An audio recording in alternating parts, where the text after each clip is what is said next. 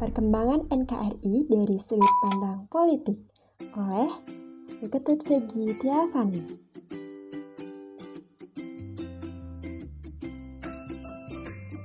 Pada video kali ini kita akan membahas tentang bagaimana perkembangan politik selama 3 periode, mulai dari Orde Lama, Orde Baru, masa reformasi, serta harapan untuk NKRI ke depannya dalam bidang politik.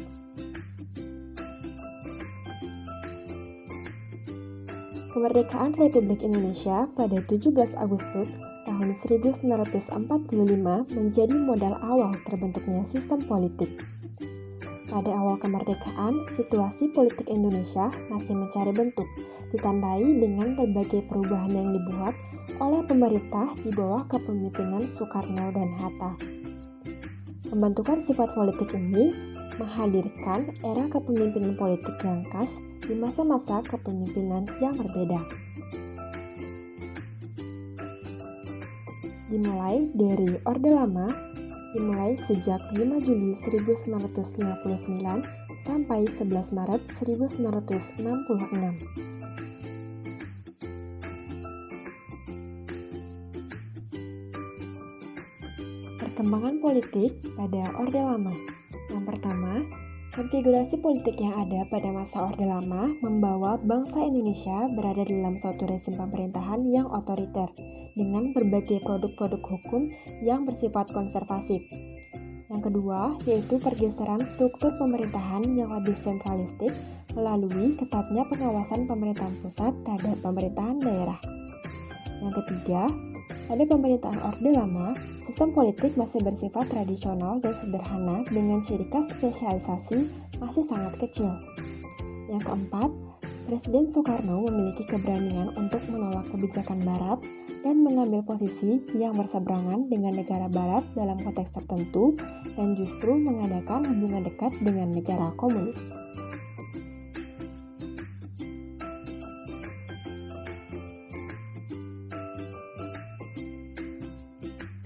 Masa Orde Lama ini menimbulkan permasalahan politik dan kepemimpinan sehingga terjadi disintegrasi dan instabilisasi nasional yang berpuncak pada pemberontakan PKI 30 September 1965 sampai lahirlah Supersemar sebagai titik balik lahirnya tonggak pemerintahan Orde Baru yang merupakan koleksi total terhadap budaya dan juga sistem politik Orde Lama.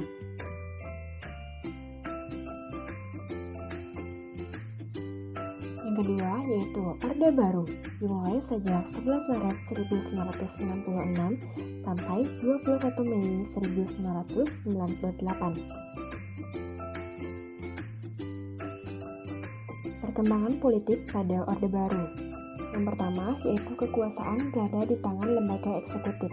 Presiden sebagai pelaksana undang-undang kedudukannya lebih dominan dibandingkan dengan lembaga legislatif. Yang kedua, pemerintahan bersifat sentralistik, berbagai keputusan disosialisasikan dengan sistem komando. Tidak ada kebebasan untuk mengkritik jalannya pemerintahan. Yang ketiga, praktik kolusi, korupsi, dan nepotisme atau KKN bisa terjadi yang tentunya merugikan perekonomian negara dan kepercayaan masyarakat.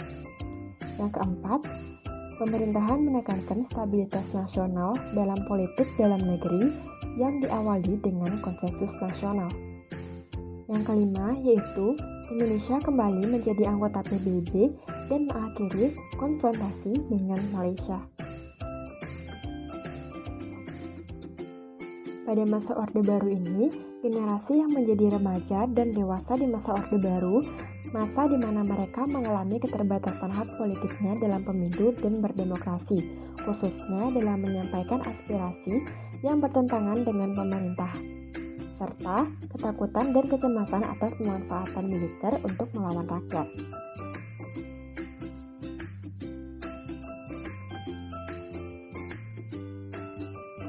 Yang ketiga, yaitu masa reformasi, dimulai sejak 21 Mei 1998 sampai sekarang. Dimulai dari pemerintahan B.J. Habibie. Adapun beberapa kebijakan politik yang diterapkan. Yang pertama yaitu kebijakan pers. Pada masa pemerintahan sebelumnya, pers dibungkam dan dipaksa mengikuti opini dari pemerintahan, sehingga apabila ada pers yang menentang kebijakan pemerintah, maka akan mendapatkan hukuman. Yang kedua, yaitu pemilu bebas dan demokratis. Habibie juga membentuk undang-undang yang mengatur kebebasan masyarakat Indonesia dalam melaksanakan pemilu yang diatur dalam Undang-Undang Nomor 2 Tahun 1999 tentang Pemilu. Yang ketiga, menerapkan otonomi daerah. Pada masa pemerintahan Habibie dibentuklah Undang-Undang Nomor 22 Tahun 1999 tentang pemerintahan daerah. Hasil dari lahirnya undang-undang ini adalah meredamnya gejolak disintegrasi yang sebelumnya sempat pecah di Indonesia.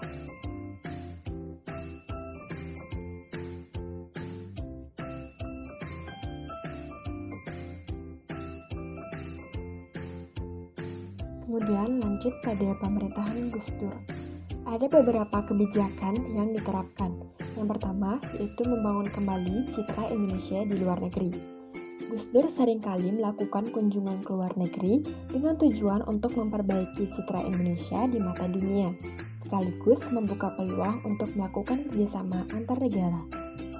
Yang kedua yaitu membuka hubungan resmi dengan Israel.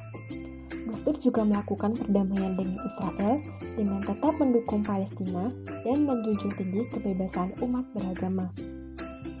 Yang ketiga, Gus Dur juga mengusulkan agar membatalkan ketetapan TAP MPRS tahun 1966 yang menyatakan tentang pelarangan Marxisme dan juga komunisme.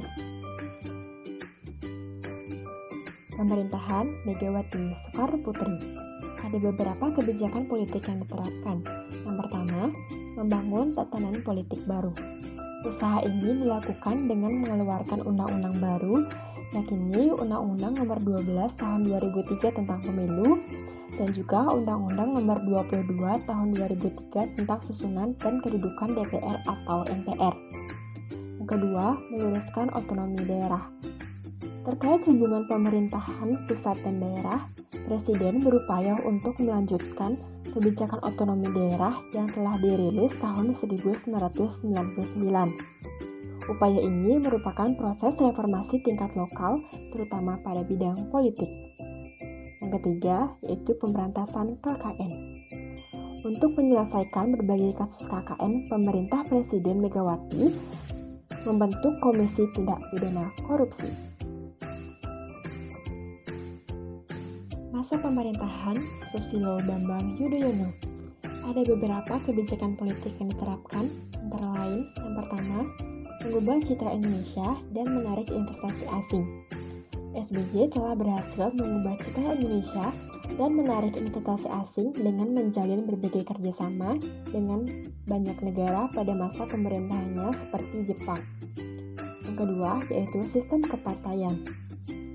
Selama masa pemerintahan SBY di tahun 2004 sampai dengan 2009, sistem kepartaian mengalami perubahan yang signifikan, di mana partai politik bebas untuk didirikan, asalkan sesuai dengan persyaratan dan ketentuan yang berlaku, serta tidak menyimpang dari hakikat Pancasila secara universal.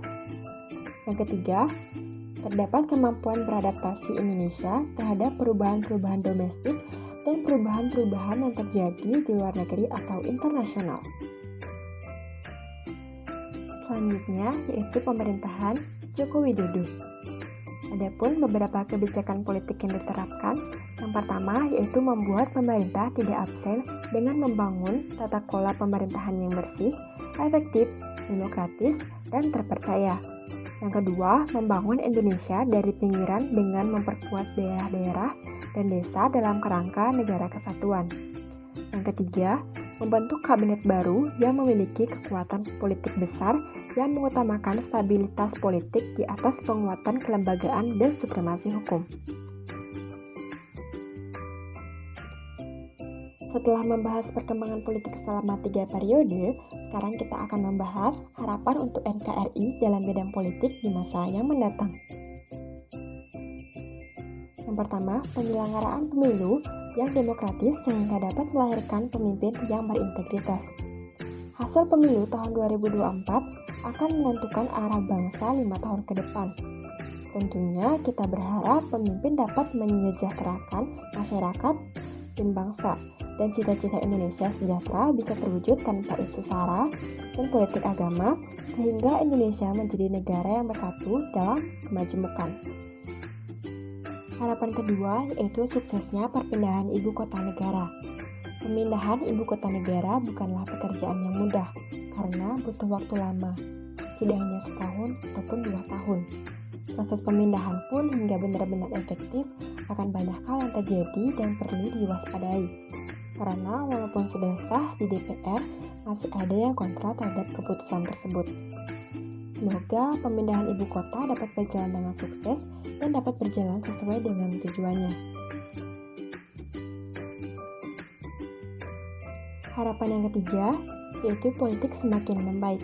Berharap politik yang hadir di masa yang akan mendatang adalah politik yang semakin baik, yaitu politik yang bebas akan korupsi, kolusi, dan juga nepotisme.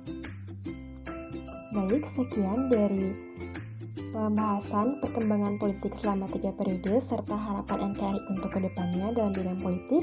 Terima kasih dan sampai jumpa.